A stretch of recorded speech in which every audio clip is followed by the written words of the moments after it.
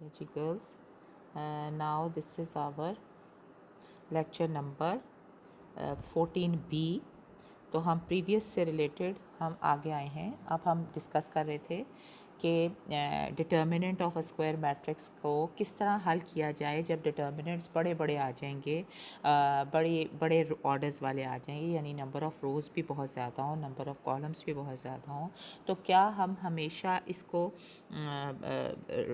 Step wise बार बार बार बार उसको use कर सकते हैं, एक्सपेंशन जो थी ये लैप्लास की, ठीक है। तो इस तरह हम निकाल सकते हैं डिटर्मिनेंट, ठीक है। लेकिन ये जो प्रोसेस था ये एक लंबा होगा, क्योंकि अगर हम पहले फ़र्स्ट रो फर्स्ट कॉलम के रिस्पेक्ट से इसको खोलें तो अंदर हमारे पास फिर डिटर्मिनेंट्स आ जाते हैं, फिर उनको मज़ीद खोलें, ठीक है। या आप इससे एक्सपीरियंस कर भी चुके होंगे, ठीक है, मैं उस बात को रिपीट नहीं कर रही।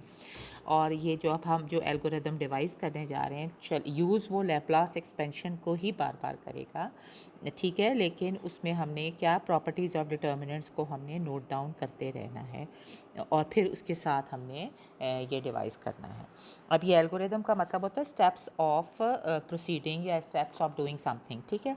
अच्छा, अब हमें अगर डिटर्मिनेंट मसलन ये वाला दिया हुआ है और हमने फॉर एग्जांपल हमें ये डिटर्मिनेंट दिया हुआ है जिसकी 4 रोज़ हैं और 4 ही कॉलम्स हैं, यानी इसका ऑर्डर जो है वो 4x4 है, ठीक है। ये बड़ा डिटर्मिनेंट है, ठीक है। तो हम क्या करते हैं कि सबसे पहले हम इसका देखेंगे कि डिटर्मिनेंट की काफ़ी सारी प्रॉपर्टीज़ अगर लगा कर हम इजीली इसको स्मॉल या आसान कर सकते हैं तो वो हम करेंगे सबसे पहले, ठीक है। तो सबसे पहले आप ज़रूर नोट कर लें कि क्या इस डिटर्मिनेंट की 2 रोज़ या 2 कॉलम्स आपस में बराबर हो सकते हैं या हैं, या कोई एक रो या कोई एक कॉलम मुसलसल ज़ीरो है।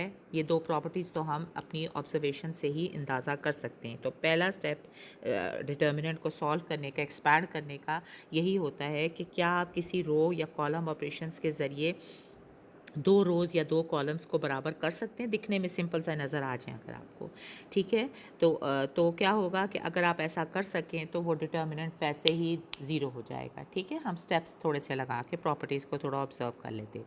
फिर इसकी एक और प्रॉपर्टी हम ऑब्जर्व कर सकते हैं कि हम ये देख सकते हैं कि क्या इसकी जो है रोज़ और कॉलम्स में से कोई एक सिंगल ही जो है वो ज़ीरो है या ज़ीरो हो सकता है, हर एलिमेंट उसका ऐसा पॉसिबिलिटी है अगर कोई रो कॉलम ऑपरेशन करने से तो भी तो आप ऑब्ज़र्व करते हैं। ये भी हम सिर्फ ऑब्जर्वेशन से दो दो दो एट ए ग्लांस हम इसको अंदाज़ा कर सकते हैं, ठीक है। उसके बाद अगर ये पॉसिबल ना हो तो फिर हम आगे फिर नेक्स्ट स्टेप्स ऑफ एल्गोरिथम हम लगाते हैं। पहला स्टेप्स यही होता है कि ऑब्ज़र्व करें और देखें कि डिटर्मिनेंट्स की कोई ऐसी प्रॉपर्टीज़ हैं जो डायरेक्ट हमें इसको सॉल्व करने में मदद देते हैं। तो पहली प्रॉपर्टी ये थी कि हम इस डिटर्मिनेंट को देख लें कि कोई एक रो या सिर्फ कोई एक कॉलम जो है वो ज़ीरो हो सकता है, हर एलिमेंट उसका नहीं हो सकता। तो फिर हम दूसरी पे जाते हैं कि दो रोज़ या 2 कॉलम्स एक जैसी वैल्यू ले सकते हैं, एक जैसे हो सकते हैं, ठीक है। अगर वो भी ऐसा पॉसिबिलिटी नहीं है तो फिर थर्ड स्टेप होता है कि क्या हम डिटर्मिनेंट को सम ऑफ डिटर्मिनेंट्स के तौर पे निकाल सकते हैं, या हम किसी एक रो या किसी एक कॉलम में से कोई स्केलर बाहर कॉमन निकाल सकते हैं। ये सब ऑब्जर्वेशंस लेने के बाद हम एल्गोरिदम की तरफ आते हैं, यानी फिर हम इसको सॉल्व करते हैं। जब हमें इसको सॉल्व करना पड़े, हमें इसको बढ़ाना पड़े, एक्सपैंड करना पड़े, तो फिर स्टेप्स क्या होंगे। आप इसकी सबसे पहली रो में, मैं रो वाइज ही आपको इसको डिस्क्राइब करूँगी रो ऑपरेशंस के ज़रिए, कि आप इसकी सबसे पहली रो में देख लें कि उसका जो पिवट एलिमेंट है that should turn out to be 1। अगर 1 ऑलरेडी है इट्स गुड, अगर नहीं है तो फिर आप क्या करें कि उसके ऊपर रो कॉलम ऑपरेशन करके उसको 1 करें, ठीक है। यानी उसमें से वो भी अब आपको सिखाते हैं अभी, ठीक है। अच्छा, अब यहाँ पर हम देखते हैं कि फ़र्स्ट रो इस डिटर्मिनेंट की 1 है। इन केस हो सकता है 5 होता या 6 होता, तो मैं क्या करती, इस पूरी रो में से 5 को कॉमन निकाल लेती और अंदर एलिमेंट्स जो थे वो यहाँ पर 1 हो जाते हैं, यहाँ -2/5 हो जाता, यहाँ 3/5 हो जाता, 4/5 हो जाता, ठीक है। तो यहाँ पे 1 हो जाता। मैंने कौन सी प्रॉपर्टी निकाली थी, लगाई थी मैट्रिसेस डिटर्मिनेंट की, कि वो थी जनाब कि अगर किसी डिटर्मिनेंट को हम किसी नंबर से मल्टीप्लाइड पड़ा हो या कॉमन निकाल लें तो उसको कोई फ़र्क डिटर्मिनेंट की वैल्यू को नहीं पड़ेगा, ठीक है। तो हमने यूँ कर लिया, मल्टीप्लाई या डिवाइड कर दें तो मल्टीप्लाई कर दिया तो हमने 5/5 कर दिया, ठीक है। डिटर्मिनेंट को फ़र्क नहीं पड़ेगा, उसको हम इस तरह लिख सकते हैं, ठीक है, 5 कॉमन निकाल के। अच्छा जी, अब यहाँ फ़िलहाल पिवट एलिमेंट मैंने कहा पहला स्टेप क्या करना है, make the pivot element of row as 1, ठीक है। तो हमने देखा कि पहली रो का, ठीक है, तो पहली रो को हमने देखा तो उसमें पिवट एलिमेंट, पिवट कौन होता है, पहला नॉन ज़ीरो एलिमेंट, ठीक है। तो यहाँ पहला नॉन ज़ीरो एलिमेंट 1 था, ठीक है। उसके बाद सेकंड स्टेप क्या होगा कि उस 1 के नीचे रो ऑपरेशंस करके आप उसको सारे एलिमेंट्स बकाया को ज़ीरो कर दें। अब उसका फ़ायदा क्या होगा, आप रो कॉलम ऑपरेशंस लगा के, यानी कि अगर मैं रो ऑपरेशन यहाँ क्या पॉसिबल लगा सकती हूँ कि मैं रो 1 को -1 से मल्टीप्लाई करूँ और रो 3 में ऐड कर दूँ, तो यहाँ ज़ीरो आ जाएगा। जब ये यहाँ भी चेंजेस आएंगी इनमें भी, ठीक है, लेकिन ज़ीरो जब आ जाएगा तो क्या होगा, फिर मैं इसको एक्सपैंड कर दूँगी। एक्सपैंड करने से क्या होगा कि 1 से multiply with respect to first column या जो भी कॉलम 1 वाले के उसको, ठीक है। जब मैं इसे खोल दूँगी तो क्या होगा, 1 मल्टीप्लाइड बाय ये डिटर्मिनेंट आ जाएगा जो मैं लैप्लास एक्सपेंशन लगाऊंगी, ठीक है। फिर ज़ीरो आएगा, फिर ज़ीरो आएगा, फिर ज़ीरो आएगा, तो ये खुल जाएगा, ठीक है। फिर नेक्स्ट स्टेप आ जाएगा, फिर दोबारा से ये एल्गोरिदम स्टेप वाइज हमें जब तक के डिटर्मिनेंट हमारे हाथ के काबू में नहीं आता, हम इसको इन्हीं स्टेप्स को पिवट एलिमेंट को 1 करेंगे, फिर उसके नीचे सारे ज़ीरो करेंगे, फिर उस कॉलम की मदद से हम इसको खोल देंगे, ठीक हो गया। तो यही एक्सपैंड करेंगे। फॉर एग्ज़ाम्पल अब मैं इसके ऊपर ऑपरेशन करने लगी हूँ, ठीक है, आपको दिखाते हैं। जब मुझे सवाल दिया गया सबसे पहले तो मैंने क्या किया, मैंने जनाब इसको देखा, मैंने कहा इसके कोई सारे एलिमेंट्स 1 तो नहीं है या 0 तो नहीं है, ठीक है, और उसके बाद इसके कोई 2 कॉलम्स या 2 रोज़ आपस में एक दूसरे के इक्वल तो नहीं है, ठीक है। तो मैंने वो डिस्कार्ड कर दी प्रॉबिलिटी कि ये 0 मेरे लिए इजीली हो जाएगा। फिर दूसरे स्टेप में मैंने क्या किया कि मैंने इस डिटर्मिनेंट को मैं यहाँ डायरेक्ट ही करूँगी, ठीक है, यहाँ शायद 3 पड़ा हुआ है, 2 पड़ा हुआ है और 1 पड़ा है, -1 पड़ा है, 1 पड़ा है, -3 7 3 एंड 1 पड़ा है, यहाँ -1 ये पड़ा हुआ है, 3 के साथ यहाँ -4, ठीक है। अच्छा, मैं स्टेप्स करती हूँ। मैंने कहा पिवट एलिमेंट इसका 1 था, इट्स गुड। फिर नेक्स्ट स्टेप में मैं क्या करूँगी कि रो 1 को -1 से मल्टीप्लाई करके रो 3 में ऐड कर दूँगी। ऐसा करने से क्या हुआ कि फ़र्स्ट रो तो वैसी ही रही, सेकंड रो भी वैसी ही रही, ठीक है। थर्ड रो में ये 0 हो गया, इसको मैंने -1 से किया, ऐड कर दिया, -2 से -1 से किया और इसमें ऐड किया तो मेरे पास 5 आ गया, ठीक है। और उसके बाद 3 को -1 से किया और 0 में ऐड किया, -3 आ गया, -4 को मैंने -1 से किया और वो +4 हो गया, +4 जब -3 में हुआ 1 हो गया। उसके बाद नीचे का एलिमेंट वैसे ही 0 था तो ये बाकी चीज़ें भी मेरे पास आ गई। अब मैंने सेकंड स्टेप क्या किया कि जब ये सारे 0 हो गए तो मैंने इसको एक्सपैंड कर दिया। जब मैंने इसको एक्सपैंड किया तो क्या हुआ, ठीक है, जब मैंने इसको एक्सपैंड किया तो हुआ क्या हमारे पास,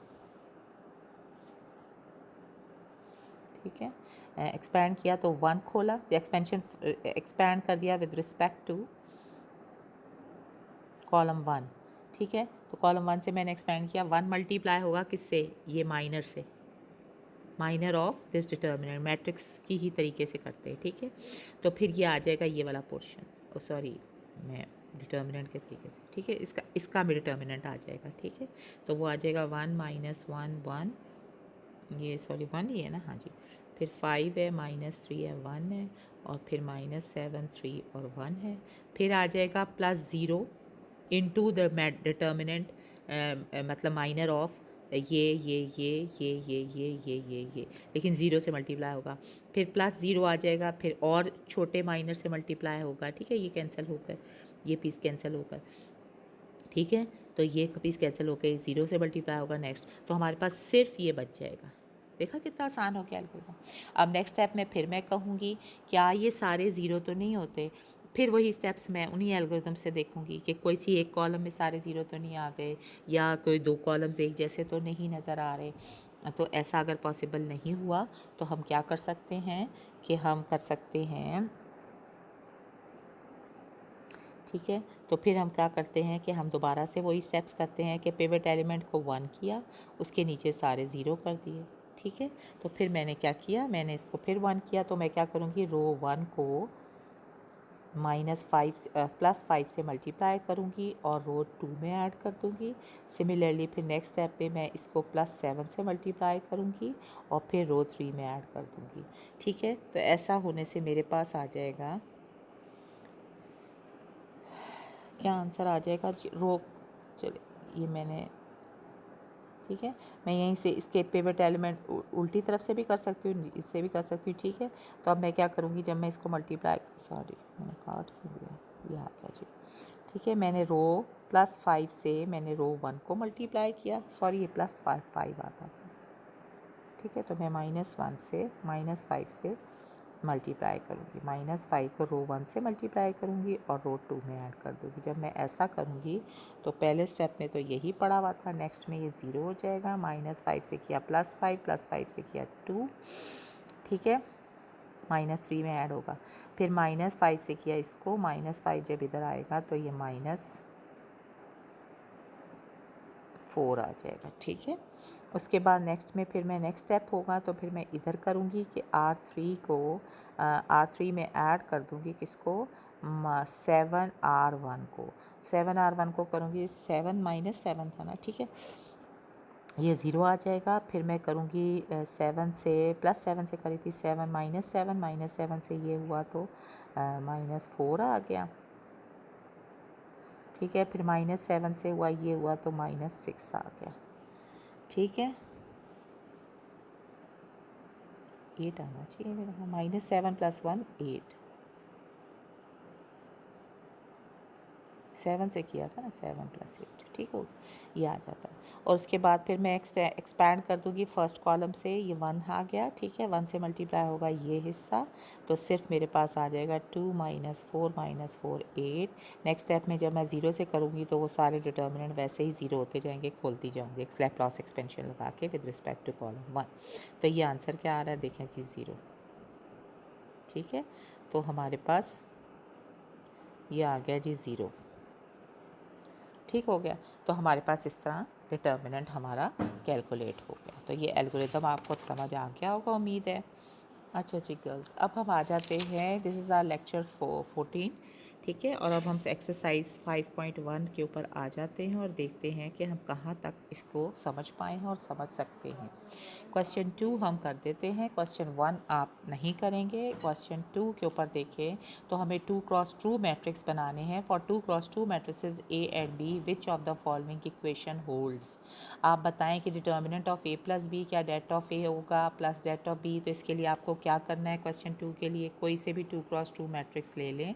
ठीक है। एक ले लें A11 A12 A21 21 A22 और B ले लें जनाब, B ले लें B11 B12, कोई जनरल ले लें B22 B23, ठीक है, और 21।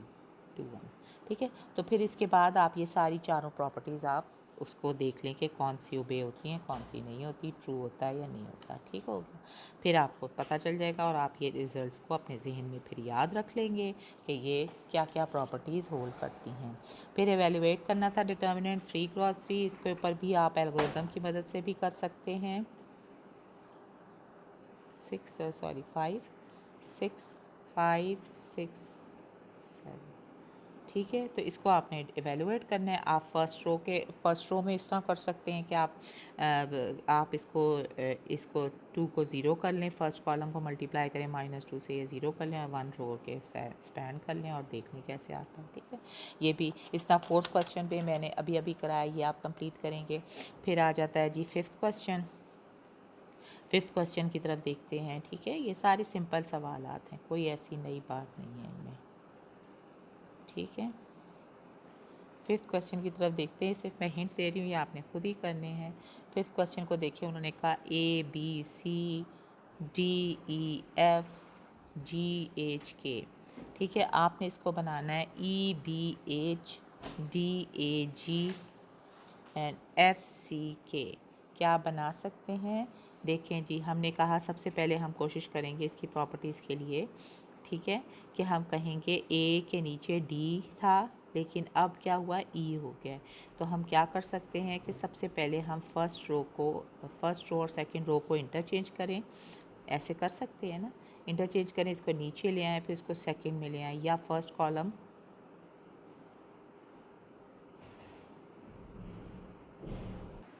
नाउ हम क्वेश्चन नंबर 5 हमने लिखा बेटा कि हमने ये प्रूव करना है A B C D E F G H के का डिटर्मिनेंट जो है वो इसके बराबर है ई डी एफ। देखो ना, ई डी एफ कॉलम में चेंज हो गया, ये देखो ज़रा, थोड़ा सा ऐसे शक नहीं पड़ता।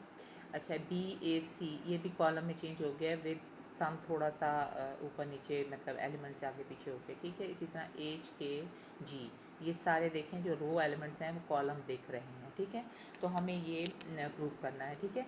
तो हमें कहा गया विदाउट एक्सपेंशन, वही है कि विदाउट एक्सपेंशन हो या कुछ हो, आपने डिटर्मिनेंट को पहले चेक करना है, इसके दो रोज़ या दो कॉलम्स बराबर तो नहीं है, या कोई एक रो पूरी ज़ीरो तो नहीं किसी तरह हो जाती। अगर ऐसा पॉसिबल हो तो जल्दी से आप ज़ीरो के बराबर निकाल सकते हैं। लेकिन यहाँ एक दूसरा हिंट भी है कि हमें आंसर आगे दिया हुआ है कि left hand side is equal to right hand side हमने प्रूव करनी है। तो फिर हमने अपनी ऑब्जर्वेशन ली, ठीक है, एक डिटर्मिनेंट की शक्ल में ही प्रूव करनी है। तो हमने एक ऑब्जर्वेशन ली, मैंने आपको दिखाया कि देखिए ना, ये सारे जो हैं, जो ई डी एफ था, ये थोड़े से चेंज के साथ रो जो है वो कॉलम बनी है। तो सबसे पहला स्टेप मैं क्या कर लेती हूँ, रोज़ और कॉलम्स को इंटरचेंज कर लेते हैं, यानी ए ट्रांसपोज ले लेते हैं। ये आपको पता है कि डिटर्मिनेंट्स के अंदर जो ए का ट्रांसपोज, मैट्रिक्स का ट्रांसपोज का डिटर्मिनेंट है, वो भी वही रहता है जो कि मैट्रिक्स इटसेल्फ का डिटर्मिनेंट होता है, ठीक है। तो ये भी आप अपना पीछे पढ़ के आए हैं। चुनांचे हम इसको पहले से इंटरचेंज कर लेते हैं, रोज़ और कॉलम को, यानी कि ट्रांसपोज ले लेते हैं, ठीक है। डी ई एफ है और जी एच के है, ठीक हो गया। उसके बाद हम जनाब क्या करते हैं कि हमने एक स्टेप ये लिया, और उसके बाद हम ये दिखाते हैं जनाब यहाँ पर कि हमने देखा कि अगर हम अब इंटरचेंज कर दें, हमें जो चाहिए ऊपर सवाल में, एक मिनट ये हिल रहा है ना, हाँ ये देखें जी, ये हमें सवाल में जो आंसर चाहिए, हमें ए जो है वो नीचे के उसमें चाहिए, और जो है ई जो है वो ऊपर चाहिए। चुनांचे हम क्या करते हैं कि सबसे पहले हम, और ई जो है वो फर्स्ट कॉलम में चाहिए। जैसे भी आप चाहें, मुझे पहला ख्याल यही आया कि मैं क्या करूं कि पहले रो और कॉलम को इंटरचेंज कर लूँ, या दोनों कॉलम्स को इंटरचेंज कर लूँ, ठीक है। तो मैं क्या करती हूँ कि मैं रो करती हूँ, पहली रो को दूसरी में इंटरचेंज कर देती हूँ, ऐसे करती हूँ, ठीक है। B E H A D A G, ये थोड़े बहुत हिंट मैं आपको दे सकती हूँ, इसके अलावा आपका ब्रेन आपको खुद हेल्प करेगा कि किस तरह हम चेंज कर सकते हैं, ठीक है। अब उसके बाद ई को मैंने इधर लाना है, ठीक है। मैंने नेगेटिव साइन क्यों किया, कि जब भी ये इंटरचेंज होंगे अपने एडजेसेंट तो एक साइन बदलेंगे, तो ये मैं इसकी प्रॉपर्टी थी डिटर्मिनेंट्स की, ठीक है। उसके बाद अब मुझे ई को फर्स्ट प्लेस पे ले जाना है, और बी बेशक जहाँ मर्जी अभी फ़िलहाल जाता है, और डी जो है वो डी के बजाय मुझे ए लाना है, ठीक है। ये देखें ना, आंसर को देखें यहाँ से, ठीक है। तो मैं क्या करती हूँ, अब मैं फिर दोबारा करती हूँ, मैं क्या करती हूँ कि अब मैं कॉलम्स को चेंज कर दूँ ना, कॉलम्स को चेंज कर दूँ, तो यानी कि कॉलम जो है, कॉलम ऑफ फर्स्ट को दूसरे में चेंज कर दूँ, तो क्या होगा कि एक और माइनस साइन इस जगह पे लगेगा और प्लस कर देगा इसको, और मेरे पास ई डी एफ इधर आ जाएगा, बी ए सी इधर आ जाएगा, एच जी के इधर आ जाएगा। अब फिर देखें, गुड, ठीक है, ये कंप्लीट हो गया। यानी कि इस तरह हम इंटरचेंज कर सकते हैं। थोड़ी थोड़ी ऑब्जर्वेशन मैं सवालों के लिहाज से आपको दे रही हूँ, ठीक है। उसके बाद नेक्स्ट क्वेश्चन आता है, नेक्स्ट क्वेश्चन हमारे पास आता है जनाब, नेक्स्ट क्वेश्चन है हमारे पास बी का फिफ्थ का थर्ड सेकंड पार्ट, कि वो क्या कहता है कि हमें करना है 0 a b minus A 0 c minus B minus C 0। अब ये हमें कह रहा है कि ज़ीरो प्रूव करें इसको, तो ये डेफिनेटली हमें किसी ना किसी तरह इसको ज़ीरो प्रूव करने के लिए हम क्या करते हैं, हम देखते हैं जी, ये बी लिखा हुआ है, ठीक है। अब इसके लिए क्या करें, अगर मैं इस लाइन में से माइनस कॉमन ले लेती हूँ तो ये बन जाता है 0 a b, ठीक है, एक माइनस साइन आ जाता है।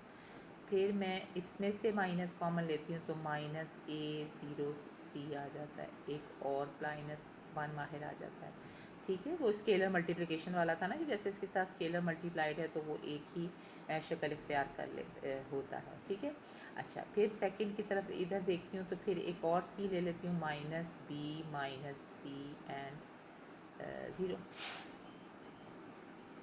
ठीक है, अब देखें इन दोनों में क्या फ़र्क है। इन दोनों में क्या फ़र्क है कि अगर मैं कहूँ ये डिटर्मिनेंट ए था, ठीक है, तो ये डिटर्मिनेंट क्या है, ये माइनस ऑफ ए है एक तरह से, ए का बिल्कुल एग्जैक्ट नेगेटिव है। ठीक है, तो यानी कि मुझे लिखा जाता है जैसे A is equal to minus A हो गया, यूँ लिखा जा रहा है ना।